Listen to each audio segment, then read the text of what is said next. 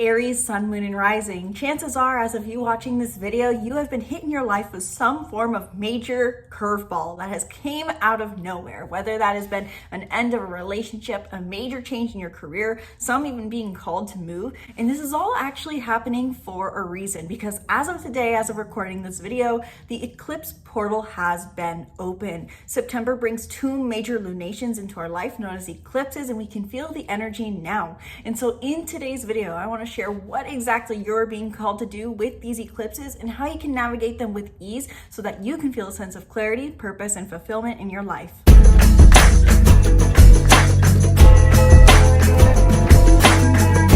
Hello, my fellow Aries, Sun, Moon, and Rising, and welcome back to the channel. I'm Isabel, your spiritual rebel friend, and today we are talking about eclipse season because as of today, as of recording this video, now that we are in shadow period for the new moon in Virgo, which is not an eclipse, the eclipse portal has been opened. And so in today's video specifically, I want to talk about the lunar eclipse in Pisces, the solar eclipse in Virgo, other planets that are affecting these lunations, and how this month is going to play out for you. Really this month plus, because this is really more than a 1 month period of time that the eclipse portal is open. And I want to talk about your specific advice for how you can navigate these eclipses, whether Aries is your sun, your moon, or your rising, because eclipse season, which happens twice a year, is the most intense and potent, so to say, time for self-transformation, where the universe is, so to say, pulling the strings even more strongly to align us with our soul's destiny and fate for both personal fulfillment and to live our soul's purpose. So this is an intense month plus long period that we have ahead, Aries, and I want to help you understand how you can navigate it. Chances are this is also not the first of my horoscopes that you're watching. You've probably been around at least since the beginning of this year with my 2025 Aries horoscope I published.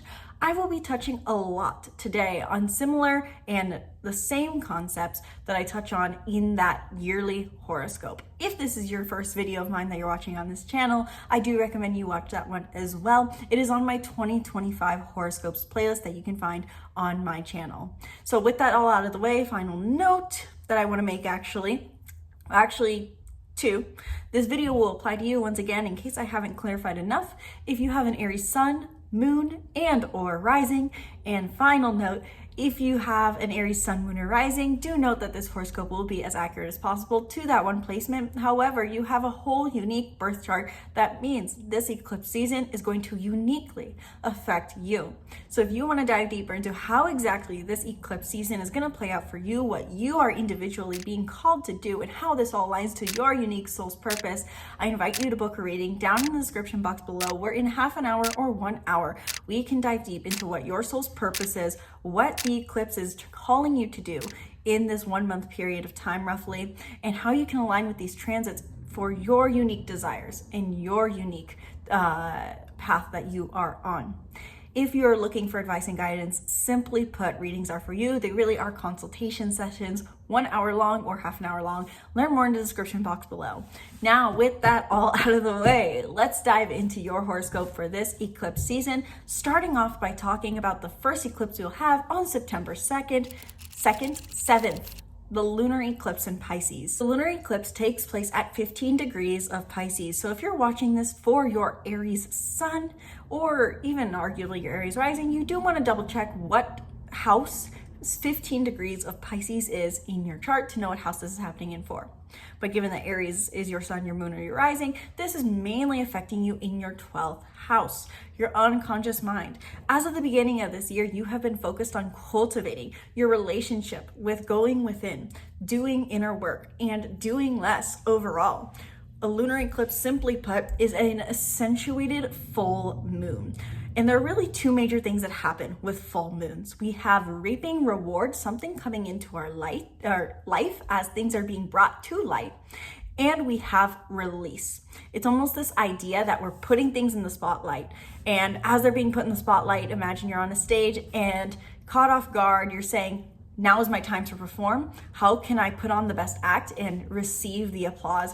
And what do I need to throw off to the corner of the stage that no longer serves me? So a lunar eclipse is an accentuated version. And so we can experience destined and fated, culmination points that are both a time to reap rewards that we've long awaited, that are a part of our soul's purpose, but also additionally, we may be experiencing fated endings, and we can start to feel these fated endings as of now. Hence why I said in my intro, many Aries sun, moon, and risings out there have probably had some form of major curveball thrown their way where there has been some form of loss, release, or maybe even a fulfillment, because we can start to feel the energy of this lunar eclipse and the major themes it's going to bring up now. If you've experienced some form of major curveball in your life, I would love to hear, Aries, down in the comments below. What is it in your life that has majorly changed?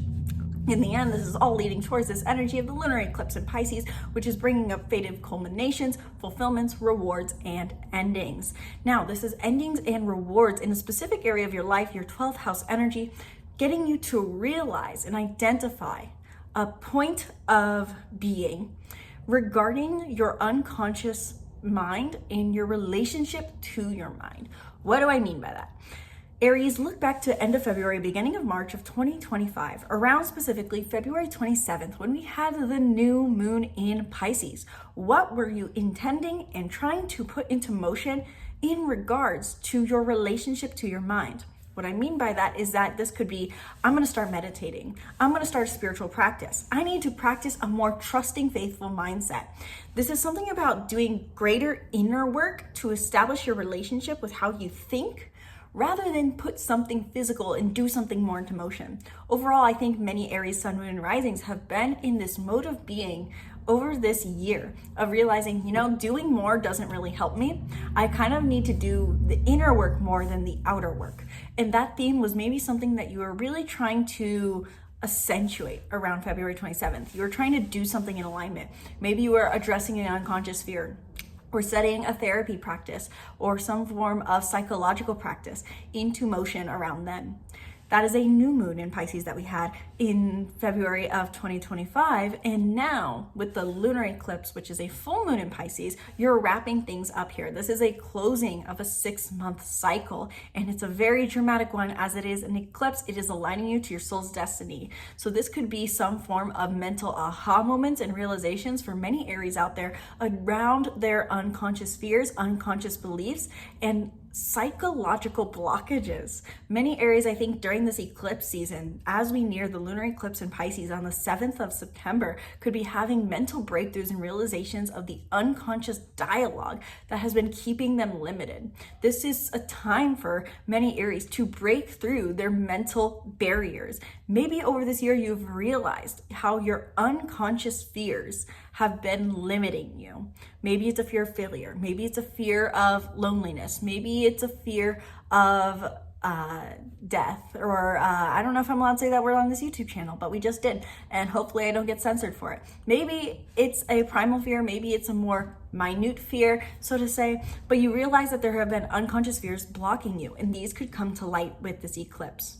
This is about having revelations and realizations regarding your mind and how your mind rules your matter. So this is a very big time for you, Aries, to break through those mental blockages, and they are coming your way in a fated and destined way. You may even have experiences that bring these psychological blockages to light to be released. And that is where we have the idea of letting go. Maybe something physical is happening in your life, and it's so that you can release a psychological blockage. Or maybe you are having a psychological blockage being brought to light, and that changes how you interact with your world. Nonetheless, whatever is going on in your life as of now until the 7th of the month is to help you change your relationship to your mind in a relieving, liberating way, especially because there are a few different planets and points activated with this eclipse in Pisces on the 7th. One of which is that this eclipse is conjunct the North Node in Pisces and the South Node in Virgo. These are the nodes of fate that align us with our soul's purpose. Wherever the South Node is where we're cleansing, purging, releasing, and detoxing behaviors and thought processes that no longer serve us. And wherever the North Node is transiting is where we're growing our mindset and lifestyle around. So with the North Node currently in Pisces at 18 degrees, I believe, as of this lunar eclipse in Pisces, conjunct the lunar eclipse, and therefore the South Node conjunct the Sun in Virgo for this lunar eclipse. This is a very much a pivotal moment, so to say, for your soul's destiny. And I know that sounds over dramatic, but what this means is that you have a soul's purpose, Aries, sun, moon, and rising, based off of your unique birth chart that you're meant to live. And whatever comes up right now during this lunar eclipse to be released and realized is aligning you to make you into the person who you need to become to live that purpose to the fullest. So this is maybe releasing major beliefs around effort and stillness that you have been working through that may feel like you're shedding an entire skin of who you've been. Many Aries are hyperactive. And so this lunar eclipse can bring up a mental dialogue that you have been waiting to receive that allows you to truly embrace, in a mode of trust and faith and surrender, more stillness in your life. Simply put, this is aligning you to your next step in your growth journey. The next step in your growth journey that is calling you to make more space for solitude, introspection, contemplation, rumination, self-reflection, mental work. Not only are the North and South Node involved with this lunar eclipse in Pisces, we also have two other planets activated, one of which is September 2nd of 2025. Mercury enters the sign of Virgo and will be conjunct this lunar eclipse. Mercury in Virgo from the 2nd through the 7th, all the way through, I believe, until the 18th, but simply put, active for the few days leading up to this lunar eclipse. You may feel like, Aries, that you have more mental focus on your routine, your health, your habits, and your work. You have heightened mental focus here. And if anything, it can be rewarding for you to recognize what kind of thought processes you have come up regarding your health routines, work, and service-based actions. What is coming up for you in this regards? Because this could be something that is brought to light. Having Mercury, simply put, in this axis during this lunar eclipse means that your mental energy is essentially accentuated. That sounds kind of funny. Essentially accentuated. It's a very high mental energy coming up for you during this lunar eclipse, which always, whenever we have Mercury involved in a lunar eclipse, the advice I give is to talk and listen, as well as journal your thoughts, because whatever is coming up mentally and vocally during this time can be extremely powerful. You may also be having heightened communications in your work and services. I can tell you now, as an Aries sun already, with this being eclipse shadow period, so to say, and the eclipse portal open, I have already put more mental energy into this, into my work, into my services. I'm trying to communicate with more people on a service-based orientation. Now, Mercury is not in Virgo yet. It's not even in the sign, but because we can feel the draw of this energy of the lunar eclipse beckoning us its way and leading like a swelling wave, we can start to feel this energy already. So pay attention to your thoughts around this work and service-based industry. And also, you simply put your relationship to effort, because in the end, this is all about your relationship of effort versus reflection, doing more versus doing nothing, so to say.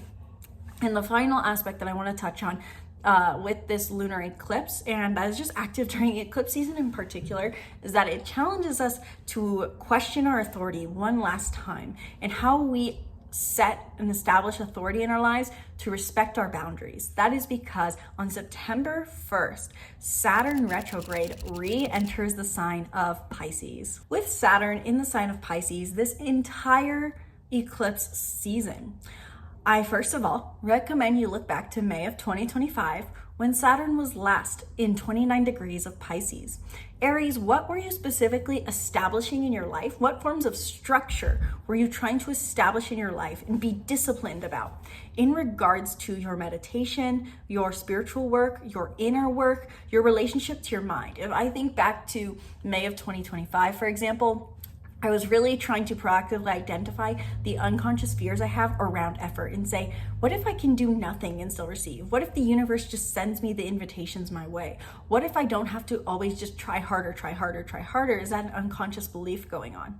So I was really pushing harder to try to address the deeper unconscious psychological blockages I may have in my life. But maybe for you, Aries, sun, moon, and rising, there was something different. Maybe you were more persistent about going to therapy. Maybe you were more consistent with a meditation. Maybe you were seeing a psychologist. Maybe you were researching more.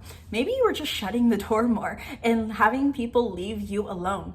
Look back to May of 2025 to understand what may be coming back. When we have a retrograde, it's a revisiting to see, is there anything from back then that could serve me now? did I forget something? It's an opportunity to reflect on what we're doing. And so with Saturn retrograde re-entering Pisces, you're revisiting and reflecting, Aries, upon the structures you establish in your physical life to make space for introspection, self-reflection, and space to address your unconscious fears. I feel like that could not be said better. If you need to go rewind, double tap on the side to rewind and re-listen to that to really derive from it the question you need to ask yourself. But I feel like I couldn't have said that any better. So we're going to move on. The final note that I meant to make regarding the lunar eclipse in Pisces is that it forms a trine/sextile to Jupiter in Cancer. And I realized that after editing phase that I forgot to mention it. But Aries, not only is this lunar eclipse bringing you fulfillments, culminations, and endings regarding your relationship to your effort in solitude, but also something happening in your home could really be coming into the picture here. Jupiter in Cancer in your 4th house is expanding your home, family, and your emotional fulfillment here. And something regarding that topic of fulfillment here is coming into play with this new moon or full moon lunar eclipse happening in Pisces on the 7th. So that is the lunar eclipse in Pisces. That's one half of eclipse season story where you're having these realizations, shining a light, revelation moments, aha moments, huge breakthroughs regarding your unconscious fears, Aries. But not only do we have a lunar eclipse in Pisces on September 1st, I keep saying the wrong dates, guys. I'm sorry. September 21st of 2025, we are going to have our solar eclipse at 29 degrees of Virgo. What this really spiritually represents, Aries, is that you know that overall this year you've learned that you need to do less in some form or fashion. You're burning yourself out, you're draining your health, and you're not doing the best work you could do by trying to be overproductive or overworking yourself into the ground, beating yourself down. But in order to change that behavior, you have to have the mental clarity first. And that is what this lunar eclipse to solar eclipse energy represents. You're having the realization to create the new intention. Simply put, a solar eclipse is an initiated, an accentuated new moon.